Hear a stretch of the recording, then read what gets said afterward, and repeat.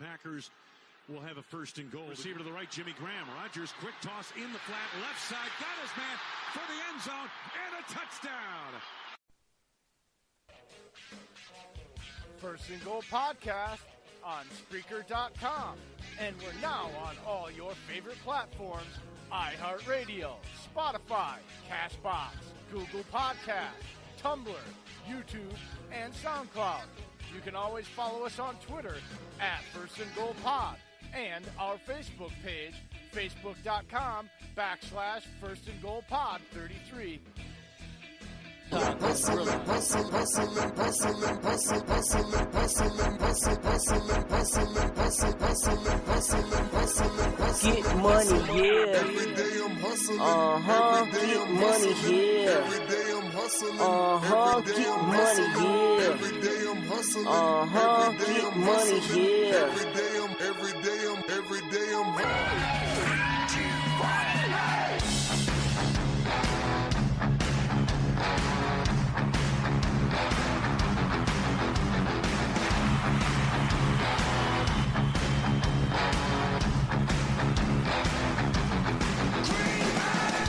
And welcome, everybody, to another live edition of First and Goal, but this is a special one, the very first NFC North Roundtable, and we are joined by a cast of characters and cool-ass dudes.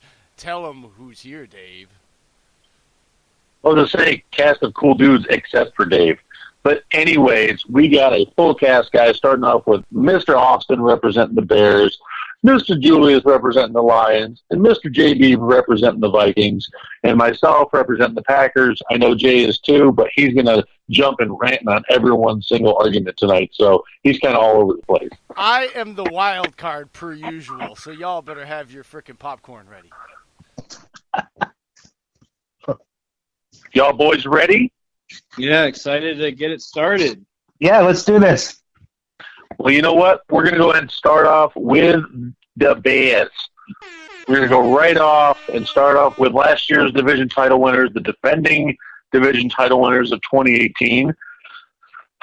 Austin, how are you feeling, Matt Nagy, coming in the second year, brother, and handling this first quarter of 4 games and easily could have been flipped maybe from like 2-2 or even 1-3, but he has the team 3-1 through a ton of challenges right now. How are you feeling about that?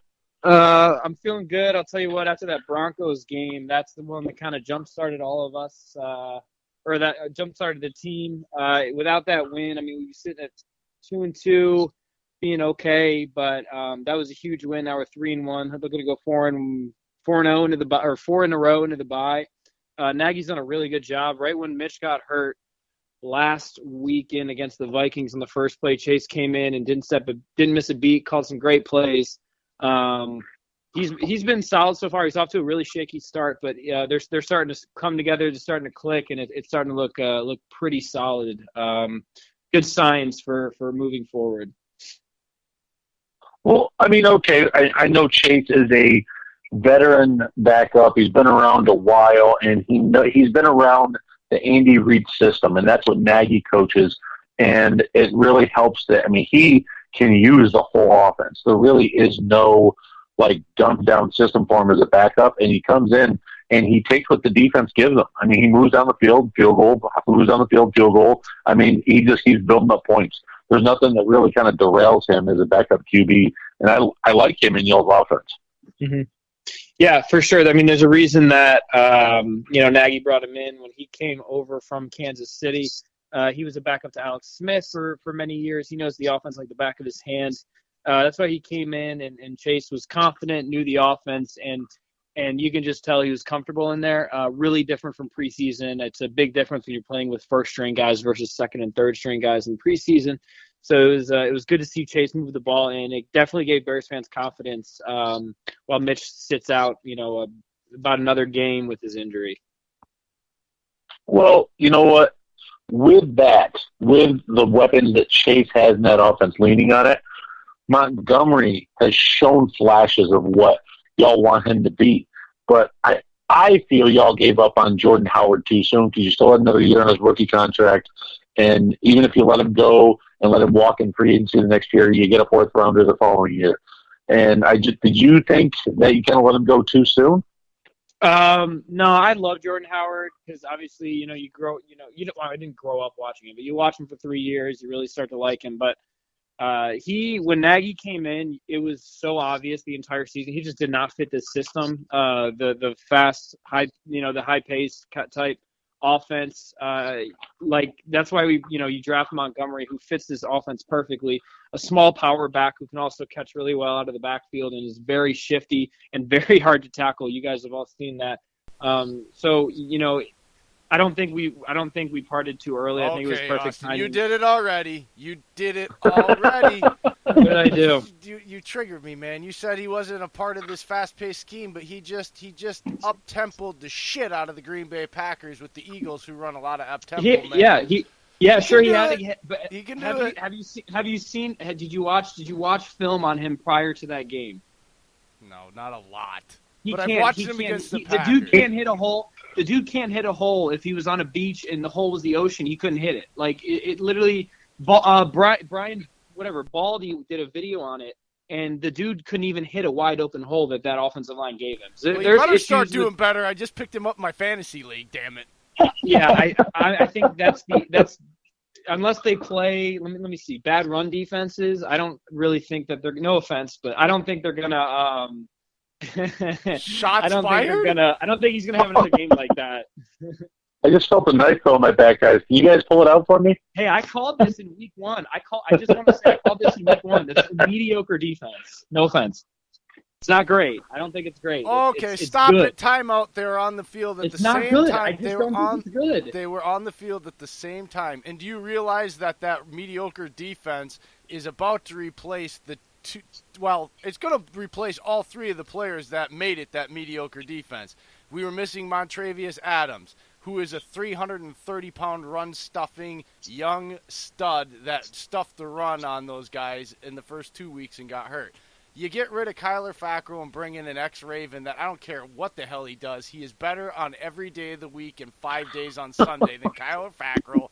And where the hell Redmond 25 came from and appeared just He's about to go on IR. Every tight end go.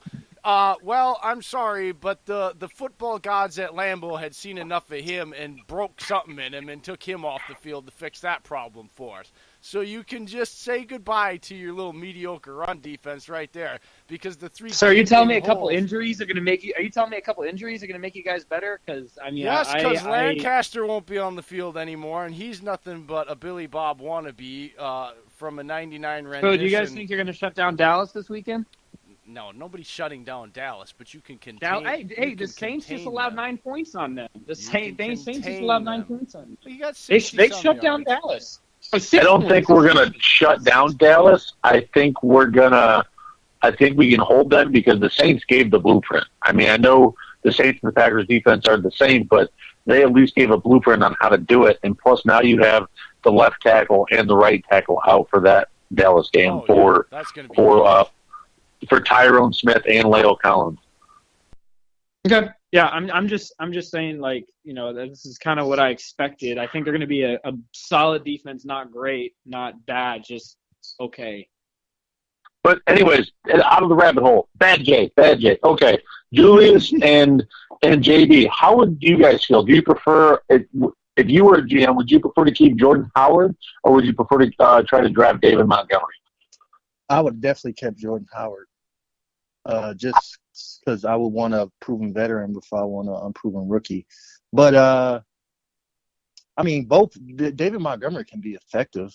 Just think that it's up to the O-line. O-lines in the NFL, offensive lines make the running games. So that's exactly right. Julius is right. Thank you, Julius. That was the smartest thing that's been said so far today. Look at the guys who have had good careers, at running back, and the lines that have blocked for them. I already have Dalvin Cook, so I would probably. Howard, the veteran, is better to run behind the Vikings line because the Vikings line is so terrible. But Montgomery would be a good compliment, I think, to Cook. I think because Dalvin Cook is the number one in Minnesota. So bring a rookie in and kind of bring him along. You're not going to have Cook and Howard on the same backfield. That would just be, Howard moving from the same position he had with the Bears, and I don't think he wants that. Yeah, well, you guys also got that rookie Madison. Madison's a beast. Madison looks good. Really good. That was a great pick for the Vikes. It really was. I love that one. The kid can catch the ball too. Yeah, he did real well on Sunday. I mean, okay. Then you know what? I'm going to leave with Austin. I'm going to go on Austin's side here. I'm going to go with Montgomery because I wasn't down on him in the draft year, but he surprised me the way he was running in the preseason, and he's doing this Bears offense. I think Nagy's learning how to use him more as he goes, and I think he's going to become more effective throughout the year.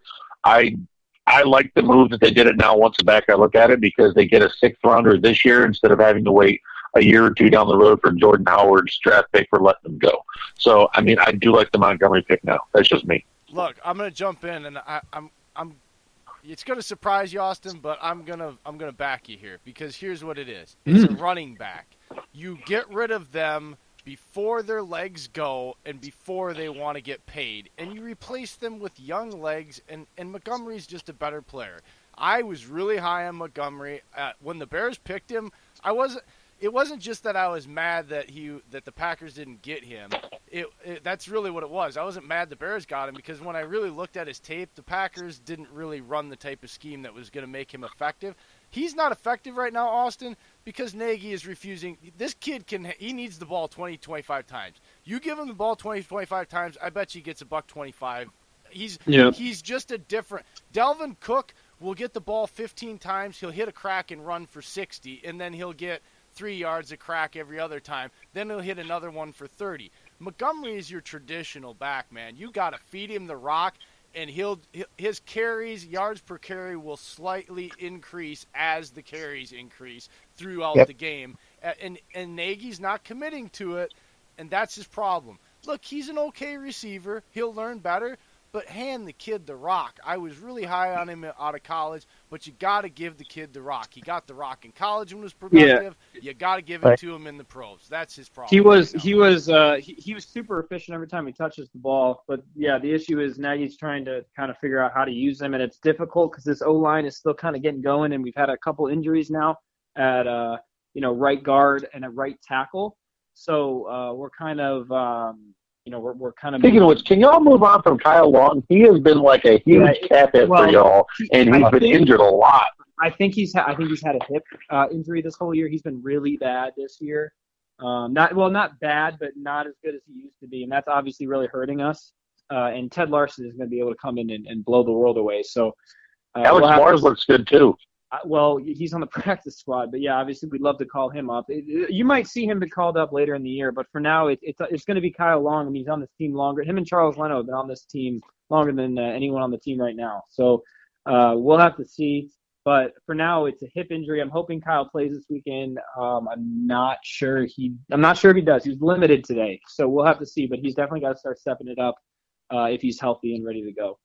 Wait, guys, I got to ask this. So you get rid of a running back when, at the end of his rookie contract, you don't send him to Cabo and sign him to a 6-year extension? That is not the right way to handle running back? Well, per some great people that have taught me about the history of this league, a rushing title leader, the leading rusher, has never won a Super Bowl.